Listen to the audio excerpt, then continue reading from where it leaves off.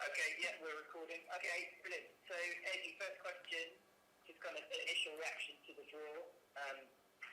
Japan, obviously very familiar to you, perhaps not to some of the proper England players, but Argentina very familiar. Fourth time England have been draw with them. So, what's your initial reaction?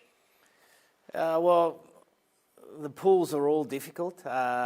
We have a difficult pool. We've got Argentina, who are great World Cup competitors. I think their record in World Cups superior to their normal Test record.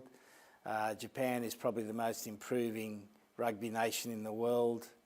They've just organised their domestic season, so the national team will get priority, so they're going to be very well prepared. And then possibly Tonga and Canada. And Tonga, we know, have caused some of the biggest upsets in world rugby. So all we can do is be at our best, take each game as it comes, and make sure we're dealing with the opposition on the day.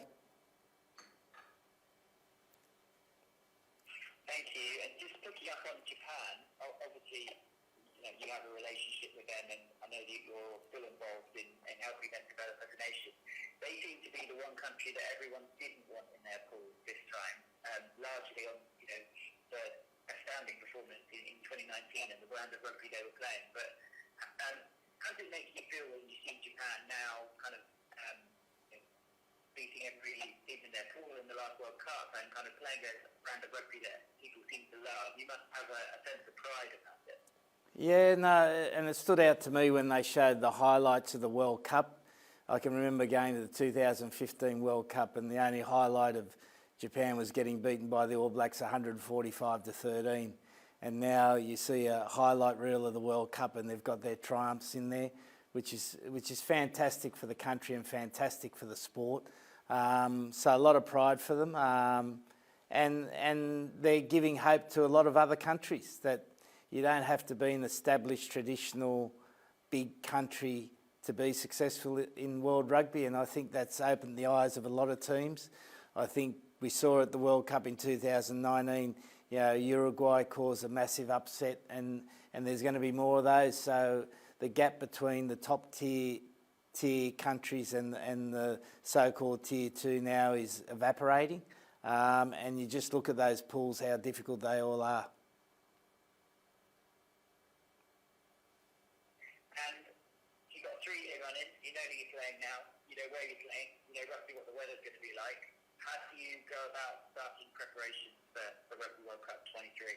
Yeah, we'll start that the start of the Six Nations. We'll get the coaches together. We'll spend a day looking at the World Cup, start doing some strategic planning, looking at what we need to prepare, because you want to start putting, if there's certain things we need in our game, for instance, against Japan, who play a little bit differently, we need to start practicing those things. And they might be in games against different countries to make sure we're prepared for the World Cup. Great stuff. Thank you very much for your time, Eddie. All right, no problems, mate. Go well, and good luck in preparation. Okay, good man. Thank you. Cheers. Thank you. Cheers, bye.